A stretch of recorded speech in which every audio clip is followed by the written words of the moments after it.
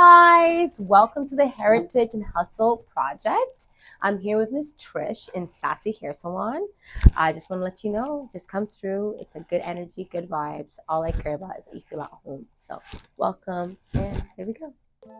Today, we shine the spotlight on the incredible Wanjiru, a true testament to resilience and determination. As the visionary behind the renowned clothing brand Wanjiru and the owner of the esteemed Sassy Salon, she epitomizes the essence of hard work and dedication. With a heart filled with design and a soul filled by passion, Wanjiru is not just a go-getter but also a devout believer, grounding her journey in faith. Join us as she shares her inspiring story, unveiling the significance of her remarkable journey and the wisdom gained along the way.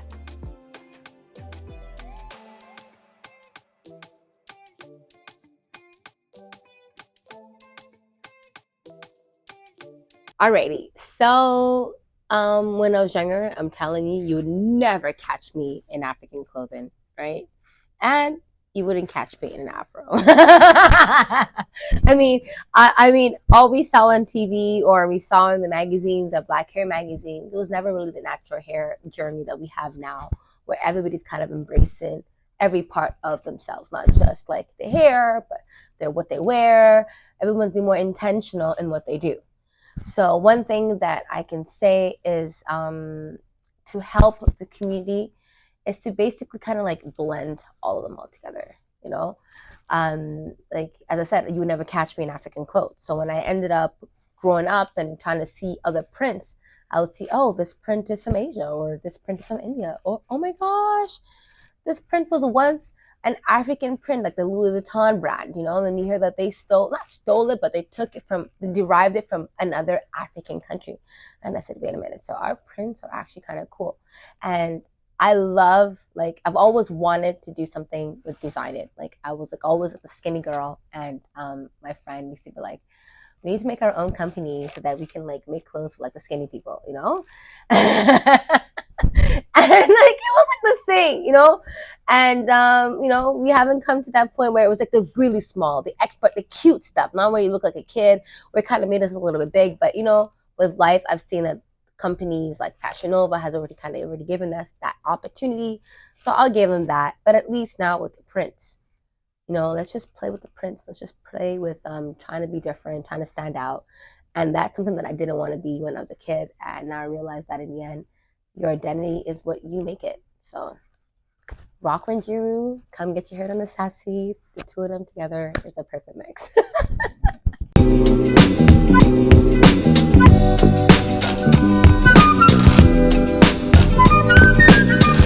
So in 2020, I was in business 10 years with my best friend and my business partner. And when they were going to shut us down and everything, she's like, you know what? I don't think I want to be running the shop anymore. I just want to be working from home. And I don't know what you want to do, but that's what I want to do, And I looked at it and I said, oh my gosh, that's going to be a lot. Like, everything that we ever did was together, and from when I was a kid. And it was like something that I had to ask God, do you want me to do this more? Do you want me to continue on with this? And so around the road, he said, yes, I do. I want you to do this, but I want you to do it my way. I said, okay, what's your way? I don't know. Like, I thought I was doing it your way. He's like, no, you weren't. You were doing it a way, but not my way. So I just basically made this place just be what he wants it. So I pray before I come here and make sure that the music that I choose is what that person needs or is what the energy needs. And so the pivotal moment for me was to actually believe that God wants me to do what I'm doing. 1, 2, to listen to how he wants me to do it. So even when you see these walls, like, it wasn't my idea. Not even close. Sorry, forget my hair. Not even close. It wasn't my idea. So right after all that happened, he ended up telling me, read the book of Nehemiah. And I'm like, Nehemiah. I'm like, well, that's the longest, boring thing about the building of the temple. And it's like, I don't want all this fluff. Like, what do you mean by this? And then that's when I really started having like really like strong conversations with God where he's like, read this chapter. And I'm like, or read this book, or, I want you to read this because this is what I want you to do in the next step. So this is what I'm preparing you for. So when I was reading the book of Nehemiah, and it was him building the temple for God, and the aspects of like how God was specific in how he wanted his temple to be built, and what he wanted the metals to use, the kind of people he wanted to work. So I literally had people who came to me that helped me build this place to be the way it was. Like I had one of my clients who basically had a husband who can construct. So he helped me during that time. And again, when we renovated this place, we were not supposed to. It was before when they let us renovate the place, but I really wanted to be open by June 15th. So now imagine 10 years I spent in the shop all summer watching the sun go up, down, I'm like, I want to enjoy. So my friend and I, we used to enjoy summer, like at the end of the summer when like was a little bit slower. Or it would be like, we'd be super exhausted and we would run and try to get some kind of excitement, something to not feel like we're missing out. So the pivotal moment again in this year was I had to literally like just wait on God. So he started my place. He was supposed to do it in a certain time. He didn't do it then. But it was like the work that had to be done to make this place look like this.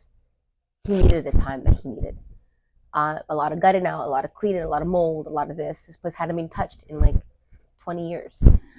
So so now I'm getting mad because I'm like, yo, you're supposed to have been finished by June 15th. I want to start working. I haven't worked since April. I want to start making some money and I'm paying you. What am I going to be left with after? I was like, yo, I told you already, I got you. I'm like, okay. So that was the first summer I had where I enjoyed summer. Like I had the whole of June, the whole of July. I literally worked like the end of July. That's when the salon was ready, and that's when I started working for clients. And I actually enjoy. I think I keep saying it. That's the best summer I ever had because I was free and I was able to just do it. Yeah, I was like, oh, I want the money, but it wasn't supposed to be. So that's another pivotal moment in the business. It's the work-life balance, and a lot of the times, like especially for myself, I didn't take any money from like my friend and I. We didn't take any money from the government. We didn't take any money from no loans, no bursary. Everything we did was on our sweats and love for hair, and for people. And another pivotal moment was when we realized is that what were we doing this for? Because like you see other salons who come with like a business plan where they come in and then they have many stores and they get the millions, and then you're like, what the hell? What did I do wrong? And I'm like, no, we came in for the love of it. And then as we went along, we learned more and more and more. And then at the same time, it's like it just comes to a point where we both needed to know what we wanted for each of ourselves, And so she's doing well in what she's doing. I'm super happy for her. Like I'm really happy for her, and I'm doing well in my own right, like doing this way. And this is what God wanted, And half the time we don't like what God has plans for us. So that's another pivotal moment I had in business, is really realizing that God doesn't control everything. Sometimes when it comes to business, we think, okay, God, well, I got this. Like, you got the spiritual shit, but like, I got this, like, business stuff. Like, you don't know. Then you see in the Bible, everything relates to every part of our lives. So it's just coming together and realizing. So in anything that you do, so let's say if you don't believe in God, everything you do in life, you have to believe in what you're doing and trust what's happening with it. So whatever journey, whatever path you choose, wherever direction you go, one, God for me is the ultimate. Like I would never, ever. But it's just to show you that in everything is your mind and it's what you believe in. And so if you really want to do business and you want to make it work, and everybody around you looks at you like, what the hell are you doing? Like it's not gonna work. That's when you really know, like, all right, how can I make this work? And if it doesn't work that way, you have to be ready to shift and to gear and to learn and to adapt, because the world is changing so fast. You can't be the same. Like I remember there was some styles that I didn't want to do. I was like, who the hell thought of this? Like, why? Why? Especially the YouTube Academy. Oh, I'm so against YouTube. Oh my gosh. Okay, sorry, but I'm just adding to it to say that in the end, again, if you want to stay relevant and you want to be in this world or even like this with social media, whatever it is, you've got to adapt. You got to learn, but it's still within your sphere, you know. And that's all it is. Because in the end, with business, like you're gonna learn so much shit. Everything you learn, it's gonna be turned upside down. But in the end, it's what works for you and what works around you. But as long as you're true to each, like your intention in each thing that you're doing, if it's for the right reasons, it'll work out. It might take long, it might take short, it doesn't matter, but it'll work out. So that's all I can say for like future business entrepreneurs.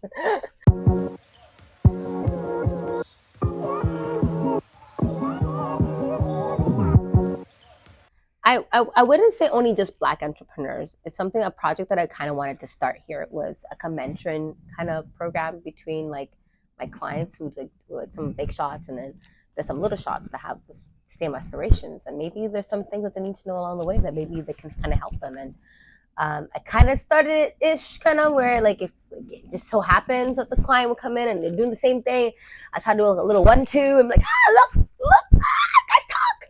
And some have, and some have gotten some gems. And I thought that, hey, if I want to make a change, like it's through education, it's through not gatekeeping, and it's through just sharing and realizing that like I wouldn't be here if it wasn't for somebody else who I watched who did something like I did. Like, you know, and it's never to try to be better than the next person.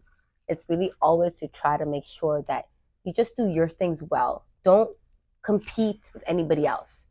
Just do you, you know. And so for future entrepreneurs aspiring to be in the beauty industry or aspiring to doing the hair, like hair or fashion, whatever it is, it's like, why are you doing this? And then that why will kind of give you that space. Like for me, that why was, okay, well, I came to Canada and I'm a creative. And I went to Kenya and I saw creatives who are not making any money. And they do such beautiful, wonderful things, but they're not making any money. Why? Because they're considered less than in society because they come from this continent who's considered third world. So now it's like, in the end, it's like, as an entrepreneur, as anything that you do, try to bridge that gap. You try to find your place, try to find a niche, try to find something that it's not just for you alone, but it's for other people. And sometimes it's not just gonna find, it's not, you're not gonna find, it's gonna find you. It's gonna get thrown at you. It's just gonna be something that is part of your journey. So that's how I look at it.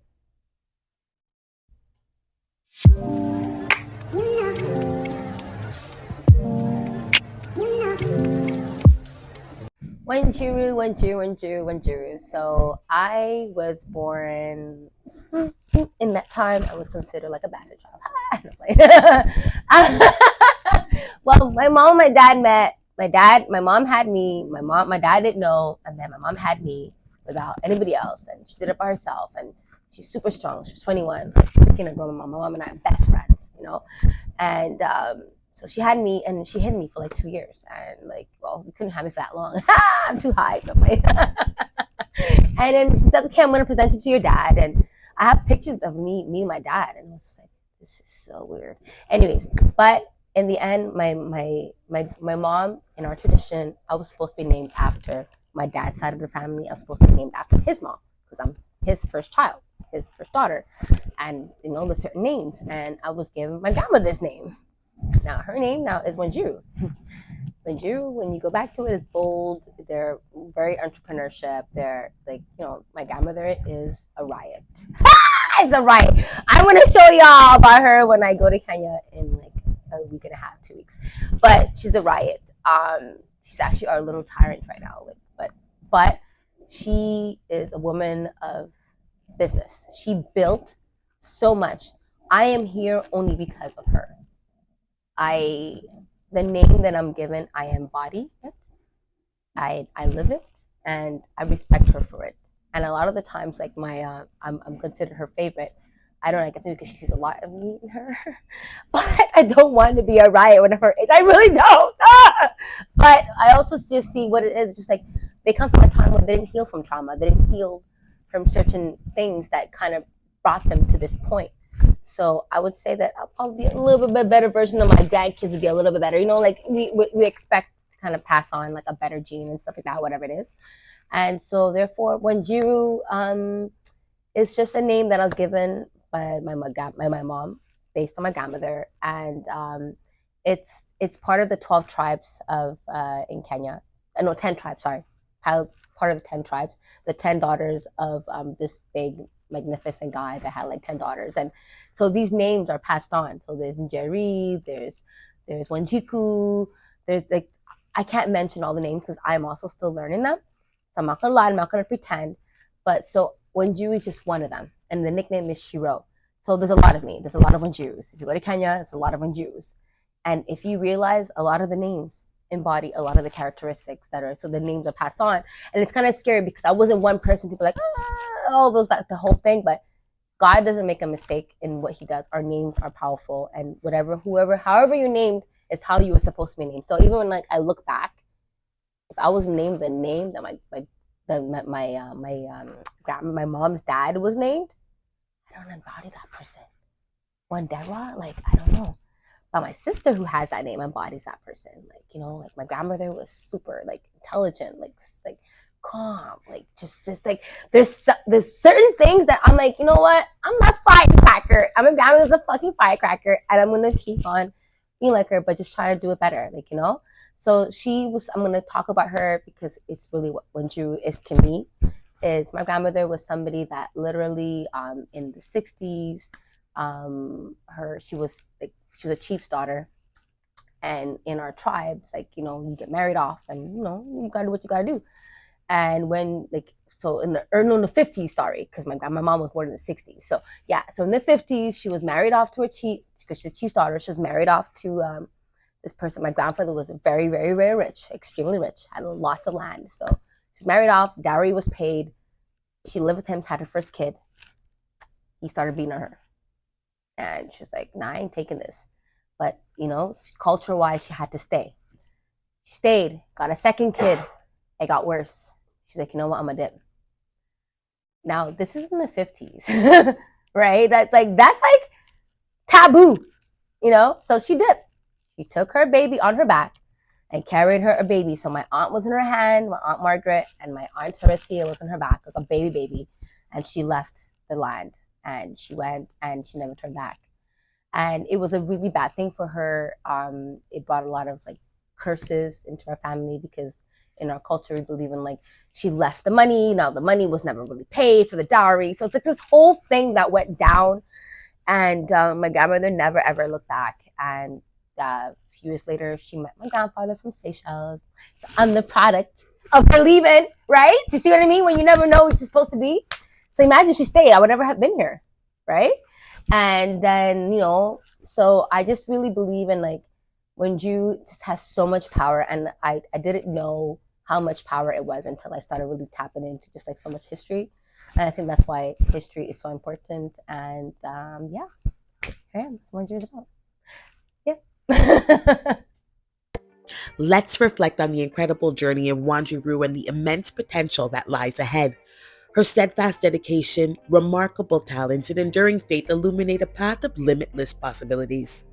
Wanjiru, we extend our deepest gratitude for sharing your light and wisdom with us today. Your contributions to the world of fashion and beauty are truly extraordinary, and we have no doubt that your journey will continue to inspire and empower countless souls. May success accompany you in every endeavor, and may your passion and purpose guide you to even greater heights. Thank you, Wanjiru, for being an epitome of grace, resilience, and sheer brilliance. Here's to your unstoppable journey ahead.